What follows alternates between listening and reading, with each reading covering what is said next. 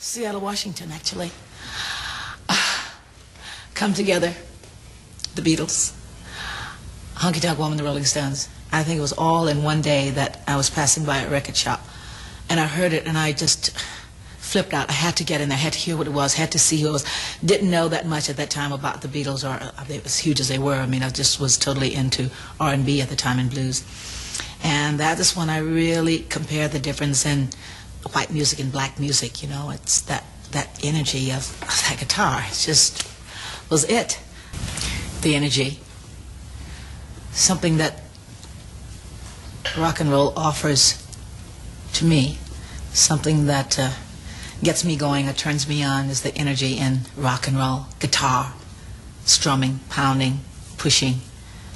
To compare it with the other music that's sort of laid back and groove, I prefer like the really sort of raunchy stuff, because I'm still looking for something in music that I want to do, hopefully for the next album.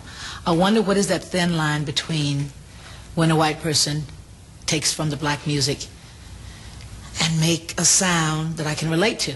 I don't write songs, I don't play an instrument. Maybe if I could find it because I could feel it. But maybe it's the difference in the culture, the soul of the opposite races. I don't know what that difference is. There is a link, because now I'm listening to a song of like Pink Floyd, and I go, there it is again. There's that connection that I need or that I feel. But there's also the separation from the drastic side of the R&B that that I did for years, that I needed to make the change. It's a mystery. It's something that I think if you found the answer for, then everybody would be successful in music, wouldn't they?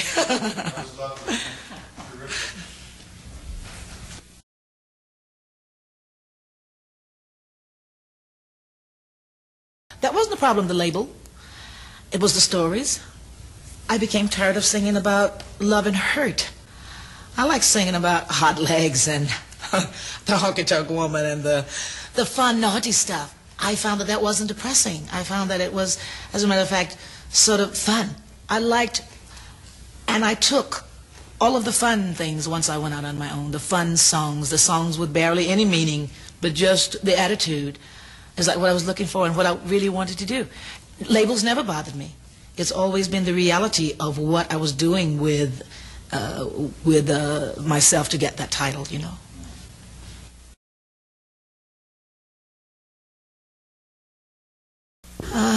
Let's see. Sometimes I'll get a flash, maybe, of what you're going to have here. And I'll go, oh gosh, I looked great. You don't see yourself as people see you. Sometimes if you really look fantastic that day, you don't really look as fantastic with a real eye as you do with a camera or with all the lights. And you look back and you see yourself with that flash on television or something. You say, gosh, look at me. I think sometimes that's what the people get. Most of the times the people that's not on stage, they have their idea of performers and the lights and the music, and sometimes we performers get tired of it. We go, oh, get out, I don't want to know about it. But this is the things that the people dream about. So it's not as if you look so great. It's just all of what you are and what you're doing that's great. So it's all a combination of what make people say that, I think,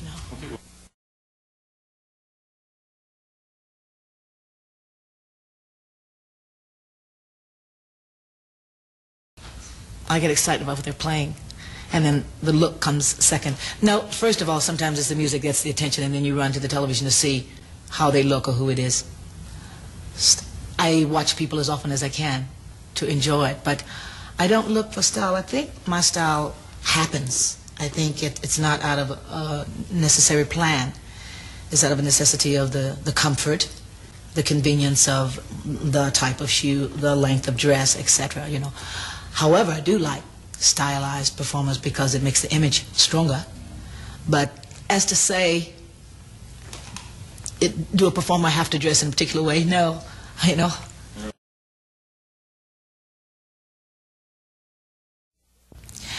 That was rock and roll. Because before all of that happened, in the earlier days of R&B, basically it was Sam Cooke and the Otis Redding, it was suits and the process. The process was the black people, hair, straightened and waved and all. And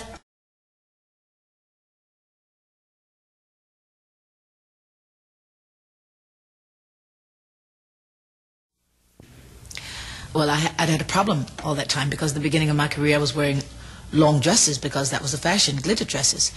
And I would always tear them. I mean, I was always tearing them. And I needed my own look. I didn't know exactly how to find it. And that sort of got me on the road to wearing the minis and the torn dresses. That was my inspiration, because when I saw that it was really sort of a tacky in that time. It is like nobody, it looked as if they just got out of their beds, threw on their jeans and t-shirts, or the ones with all the makeup was totally tacky. I mean, all of the paint on the guys, and they looked like clowns. But somewhere through all of the midst of all of that, I found Tina Turner's look in the rag dresses and the short mini things, and that sort of told me what to look for. No. Or maybe yes for some people. How I arrived at mine was, and how I choose things sometimes, is I take in a way from something, or I might get an idea simply from the hair, not how you do yours, but the idea of it. So I think sometimes when you reach out and take something, it's too much of a copy, and so that's why you're not as original at making it your own. That's the description. It's, you can take from everything, because everything comes from something, and then you make it your own. So I think that's the best way.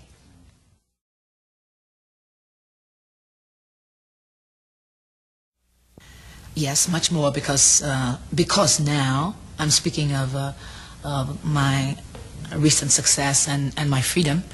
I'm able to choose to wear what I want and to alter it in whatever way I might want to alter it. So that freedom has given me a great amount of freedom itself.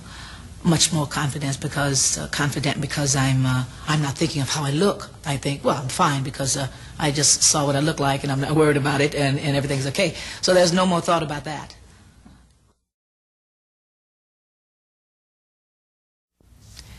Thelma Houston. And I'm trying to think, there was another Disco Inferno. Who was that? Those two songs, The Tramps. Those were just about the only two real music disco songs I liked, because otherwise everything was basically the drums and the moaning. I mean, the singer became less important at that time. It was time for the music. But how I view that also is like, there's a time for every instrument, there's a time for the singer, there's a time for the music. So I think for disco, it was time for the instruments and not so much the singer.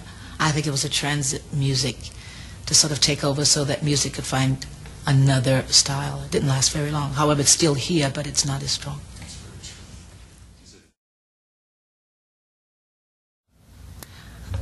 There was no energy in it. I have to move. I know that sounds crazy, but it's a difference. It wasn't my style. I wasn't attracted to it. It was fine to listen to it. It was fine to go to the discotheques with all of the lights and the big floor and all of that. But realistically, I couldn't see a performance coming out of disco music. I think it's because I'm such a performer, actually. I think that's maybe it.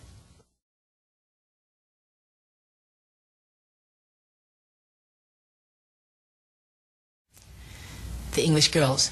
Long, straight hair, long legs, and little short mini fur coats. I had to go shopping immediately. I wanted to change everything in my closet. I was so excited. Actually, there were Ikettes at the time. Actually, we had 4 girls. And I think that's about the first thing we did. We were just so excited as soon as we saw all of that. The fashion was just booming in London at the time. That is when London was leading in fashion. And I bought tons of things. The minis just totally took over my wardrobe at that time. England. Everything was different. It was like going to maybe what another planet is like. It was that different.